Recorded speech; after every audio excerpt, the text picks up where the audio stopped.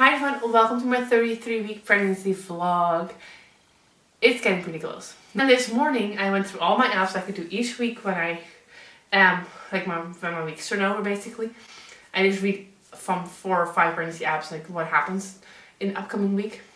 And one app said 49 days until your due date. But we are getting closer and closer and closer to being term, to full term, and to meeting this little baby, which is so exciting. But let's get into symptoms for this week. First off, I don't know if you guys can tell, but I'm definitely still short of breath. I'm out of breath all the time. Like I can not take 4 steps without feeling very winded, and it's just pregnancy. Sharp pains down there. It's not necessarily lightning crotch. It just feels like the baby's head is like on my cervix and it's going like this. The movements have become so big and harsh because the baby's getting so strong. It's not comfortable either. Like sometimes the baby moves and I'm like, ow, ow, ow, ow, ow, ow, ow, ow, ow, ow.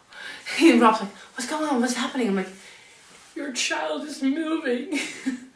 Like, yeah, I did not experience that with Logan at all. Logan was a very calm, relaxed baby. If I would feel him at all, it would be this lazy stretch going across my belly, and that was it. This baby, like, gives me punches and jabs, even still right now, and it's just, like, I love it. I adore it. I wouldn't trade it for anything else, because I'm always very pleased, because if I don't feel it for, like, an hour or so, I'm like, what are you doing? Are you still in there? So this week, I'm sleeping a little bit better. A little bit. People, like, 5 hours is a good night of sleep. But I'm just never, ever feeling energized or rested again. Like, it's just not happening. And I know it's part of pregnancy, and I wouldn't trade it for the world, but these last few weeks of pregnancy are sucking my suckershins. My feet or the calves falling asleep whenever I sit for a certain amount of time in one, position. Even when sleeping, my arm would do that too. In a way, I'm like, I lay like this forever and ever, like I always have. There's a certain position now, I just use a pregnancy pillow, but I never had that issue before, and now I do. So maybe it has a little bit to do with the swelling, or I don't know. It's just, yeah, sometimes it just has to move around. And that really works. So that's at least something. This week, I've actually been looking into birthing pools, because I kind of felt like it's about time to get that one here. And I've been comparing the rentals to the actual buying a birthing pool. Basically the difference is $50. And with rental you get it from week 37 to week 41. And I'm allowed to try to have a home birth up to 42 weeks. So that extra week could cost me $50. Because then you have to pay $7.50 per day to keep it extra.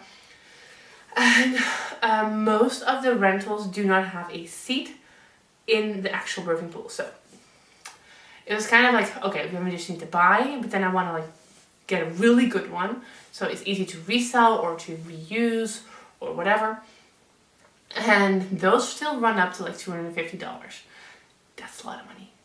So 250 euros, I'd say. So that's $300.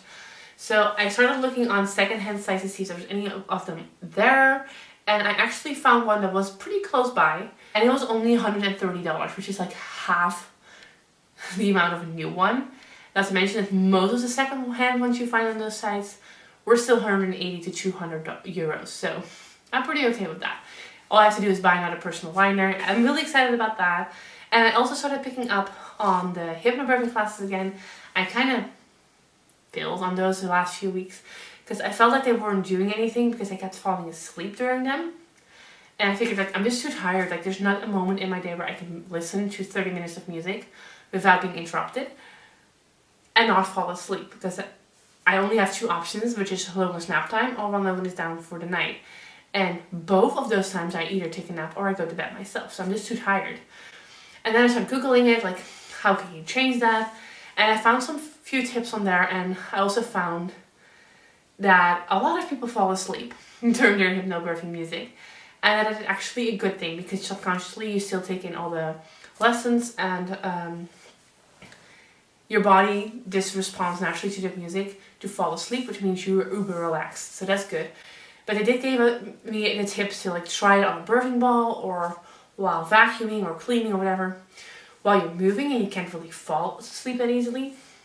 So you just consciously hear the message a few times too, which I tried yesterday. I tried listening to the rainbow relaxation music on my birthing ball, and it was this close. I would have fallen asleep, but because you cannot fall asleep on a birthing ball because you would fall off, I didn't. But it just proves like I'm just getting really relaxed from that music, so I'm pretty much excited about that. I also had a midwife appointment yesterday, and that was pretty exciting. And first off, I actually lost 2 pounds. Like, randomly lost 2 pounds, which is good. I'm not complaining. My blood pressure was perfect.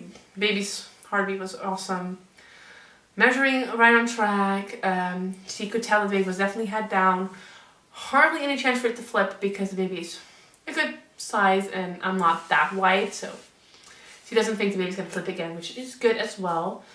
But we also talked about my mental state, because she could read in my file with Logan that by 23 weeks I was done with the pregnancy and things started going downhill. So she talked to me about that, and I basically said, whatever happens, you will not let me have an induction unless it is like physically necessary.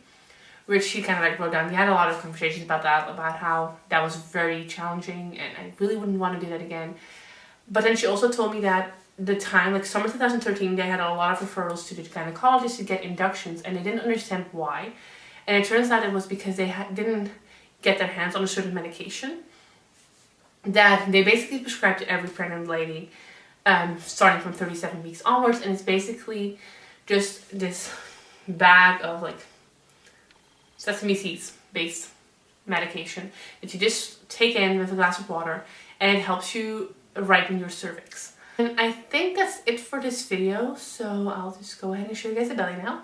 Here's the belly from the side, the front, the other side. Now I am wearing leggings, so I really hope, I don't know if you can really tell through leggings or anything. Let's do it like this.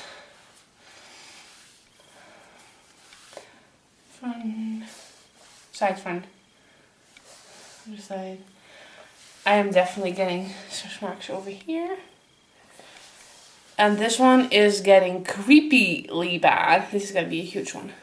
I can literally feel it tearing. Even further. And over here too. And it's probably because the baby's laying on this side all the time. So I hope you guys enjoyed this video. Thumbs up if you did. Make sure to subscribe to my channel if you have not already. And I'll see you guys in my next video. Bye.